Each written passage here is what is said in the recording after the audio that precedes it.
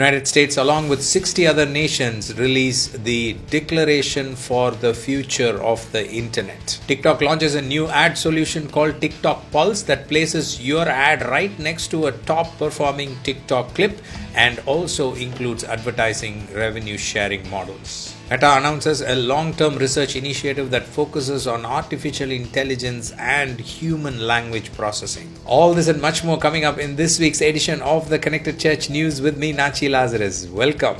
This is the show that brings you the top 5 digital, social, and Web3 news that you need to know right now in just 5 minutes. Let's get started. The United States released a declaration on April 28, 2022 called a Declaration for the Future of the Internet.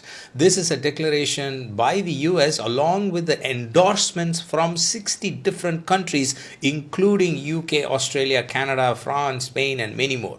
Now, this document and the declaration shows us how governments are actually thinking about the internet. So I highly recommend you download this short 3-page PDF and look at all the details. It talks about the promise of the internet, affordability, it talks about connectivity, it talks about freedom of speech, it talks about governmental shutdowns of internet in certain places. So these are policies and issues that could potentially impact the way you as a church or a ministry minister to people digitally in the days to come. So please have a look. TikTok announced last week that they are releasing a new advertising solution called TikTok Pulse.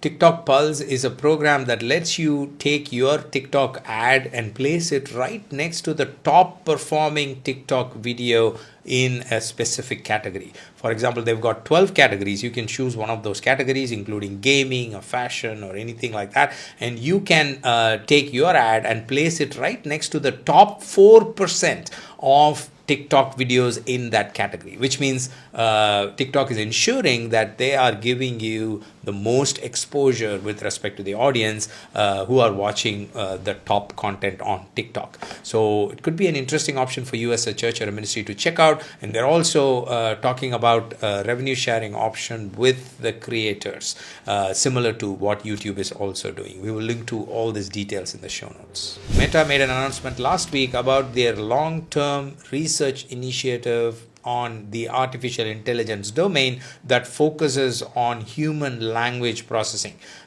What they're doing is they're taking the human brain and they are analyzing the way the human brain works with respect to languages and language processing, and they're using that to make the AI and their machine learning system more capable and smarter.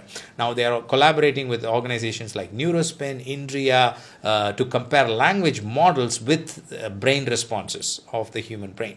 So this is a fascinating area in the technological development, and if you've been following me, you know I'm very interested in this space because we as churches and ministries, we are the word people. So anything with technology and language is important for us to know and understand, because this could impact the way we communicate to our audience in the days to come using digital and social media, especially when companies like Meta are involved.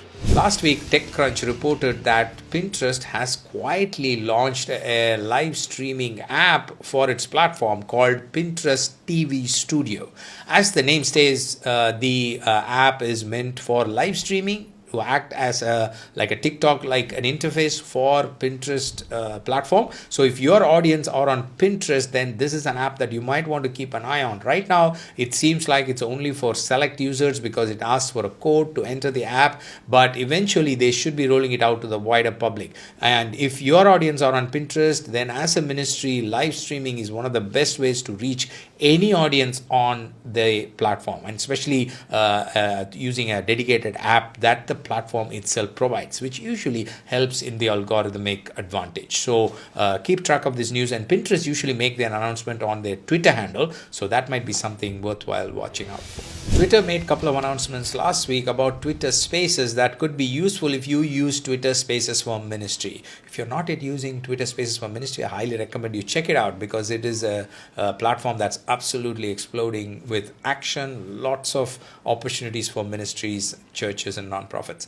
And the announcement says that they are bringing Twitter Spaces analytics to iOS and Android for both the hosts and the co-hosts. So both these people will have analytics access with details about the live listeners, details about replays, speakers, and so on. The announcement also says that they are making it easy for people to follow you after a Spaces event is over by showing a list of co-hosts and speakers that people can follow right after the show. So this could also be very useful if you are doing a regular Twitter Spaces show.